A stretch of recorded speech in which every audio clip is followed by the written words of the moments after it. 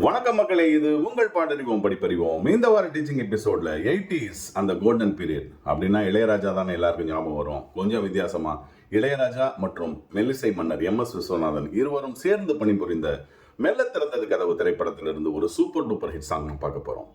படத்தை பத்தி கொஞ்சம் பேசிட்டு அப்புறம் பாடல் பத்தி பேசலாம். 1986ஆம் ஆண்டு ஏவிஎம் நிறுவனத்தின் தயாரிப்பில் வந்த மெல்ல திறந்தது கதவு இயக்கம் திரு ஆர் சுந்தரராஜன் வெற்றிப்பட இயக்குனர் அப்படின்னு சொல்லி ஆகணும்.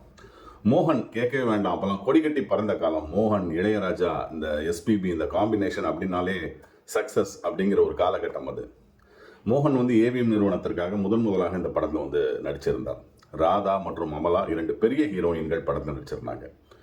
இந்த படம் ஒரு வித்தியாசமான படம். எப்படின்னு சொல்லணும்னா, ரெண்டு விதமான கதைகள். ரெண்டு, அமலாவுக்கு ஒரு ஸ்டோரி இருக்கும், ராதாவுக்கு ஒரு ஸ்டோரி. இந்த ரெண்டு கதைகளையும் இன்டர்வல் இருக்கு பார்த்தீங்களா, அது அழகாக ரெண்டு பாதியாக பிரிக்கும்.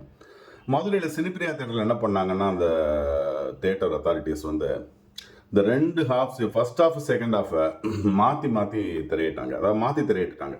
செகண்ட் ஹாஃப் முதல் பாதியாகவும் முதல் பாதியை இரண்டாம் பாகமாகவும் திரையிட்டாங்க. அது மிகப்பெரிய அளவில் ஒரு வரவேற்பை பெற்றது. அதுக்கப்புறம் தமிழ்நாட்டில் உள்ள எல்லா தேட்டர்களையும் அந்த ரெண்டு பாதியை அப்படியே மாற்றி திரையிட்டாங்க. அது படம் புரியும், அதுதான் ரொம்ப முக்கியமான விஷயம். ஆனால் ரெண்டு விதமான கதைகள் அப்படிங்கிறதுனால எப்படி மாற்றி போட்டாலும் படம் புரிந்தது. அதற்காக ஏவிஎம் நிறுவனம் இன்னொரு வாட்டி ரீசன்சார்ஷிப்புக்கு போனாங்க அப்படின்னு சொல்லி ஆகணும்.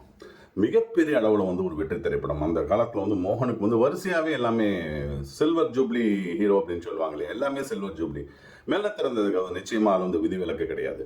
பாடல்கள் அப்படின்னா மோகன் படம் கேட்கவே வேண்டாம். இந்த படத்துக்கு குழலூதும் கண்ணனுக்கு பாட்டை தவிர பாக்கி எல்லா பாடல்களையும் கம்போஸ் செய்தவர் திரு எம்.எஸ்.வி. அவர்கள் தான். ஆர்கெஸ்ட்ரேஷன், இந்த அரேஞ்ச்மெண்ட்ஸ், பிஜிஎம் இதெல்லாம் இசைஞானி இளையராஜா எடுத்துக்கிட்டார் அப்படின்னு சொல்லணும். எந்த பாட்டுங்க அது நல்லா இருக்கு அப்படின்னு நம்ம சொல்ல முடியும்? எல்லா பாட்டும், குழலூதும் கண்ணனுக்கா இருக்கட்டும், ஊரு சனம் தூங்கிருச்சு, தேடும் கண் பார்வை துடிக்க, இந்த வாரம் அந்த பாட்டு தான் நம்ம பார்க்க போறோம். அப்புறம் தில் தில் தில் மனதில், வா வெண்ணிலா உன்னைத்தானே வானம் தேடுது, எல்லா பாடலும் super duper hit songs. SPB ரொம்ப பெருமையா சொல்லுவாரு, இந்த படத்துல இருக்க எல்லா பாட்டும் நான் தான் பாடினேன் அப்படின்னு சொல்லிட்டு. உண்மைதான். தேடும் கண் பார்வை துடிக்க அந்த ஏதோ ஒரு மயக்கம் உண்டு பண்ணும். இசைஞானி இளையராஜாவும் எம்.எஸ்.வி. இணைந்து ஒரு ஜாலத்தை கொண்டு வந்தார்கள் அப்படின்னு சொல்லணும். குறிப்பாக இந்த பாட்டில் ஒரு அபாயம் நடக்க போகுது அப்படிங்கிறது தெரிவிக்கணும். அதாவது அமலா இந்த பாட்டு முடிஞ்சதுக்கப்புறம் அவங்க அந்த புதக்குடியில் இது பண்ணி அவங்க இறந்து போவார்கள்.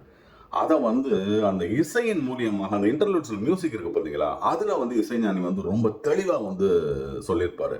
அந்த ட்ரம்ஸாக இருக்கட்டும், இல்லை வயலினாக இருக்கட்டும், ஃப்ளூட்டாக இருக்கட்டும், இதெல்லாம் பயமுறுத்துற மாதிரி இருக்கும். அதாவது என்னமோ ஒன்று நடக்க போகுது அப்படின்னு சொல்லிட்டு ஒரு பீடிகை போட்டுக்கிட்டே இருப்பார் அந்த ஆர்கெஸ்ட்ரேஷன் இளையராஜா.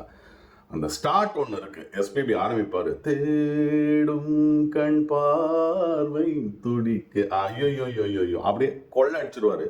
மோகன் அந்த தேடுங்கிறப்போ அந்த கண் அப்படியே தேடும், லேசா அந்த கழுத்தை அப்படியே தேடி பார்க்குற மாதிரி பார்ப்பாரு. அதுதான் அந்த மோகனுக்கும் எஸ்பிபிக்கும் உள்ள ஒரு புரிதல் அப்படின்னு சொல்லி ஆகணும். அற்புதமான பாடல்கள். அதுவும் இந்த ராஜாஸ் மாஸ்டர் ஸ்ட்ரோக் அப்படின்னு சொல்லிட்டு இருக்கும். இந்த எம்.எஸ்.வின்னே வச்சுக்கலாம். அந்த சரணம் முடிகிற அந்த ஒரு இடம் இருக்கு பாருங்க, அந்த பிரிட்ஜ் பண்ற இடம், கனிவாய் மலரே, அதுக்கப்புறம் வருவான்னு பாருங்க, உயிர் வாழும் போது ஊடல் என்ன பாவம் அல்லவா. அப்பா அப்பா அப்பா அப்பா அப்பா, அதில் என்னமோ பண்ணிடுவாங்க. இந்த மியூசிக் டைரக்டராக இருக்கட்டும், இசையாக இருக்கட்டும், எஸ்பிபியாக இருக்கட்டும், எஸ் ஜானகியாக இருக்கட்டும், என்னமோ செஞ்சுருவாங்க அந்த ஒரு ரெண்டு லைனில். அவ்வளோ ஒரு சிறந்த பாடல்கள். இந்த மாதிரி அற்புதமான பாடல்கள்லாம் தமிழ் திரையுலகம் கொடுத்துருக்கு அப்படின்னு நினைக்கிறப்பே ரொம்ப ரொம்ப பெருமிதமாக இருக்குது. அதுவும் பாடறிவோம் படிப்பறிவோம் வாயிலாக மெல்ல திறந்தது இசை கதவு அப்படின்னு பார்க்குறப்போ இன்னுமே சந்தோஷமாக இருக்குது. இது கடவுள் அமைத்த மேடை. நன்றி மக்களே.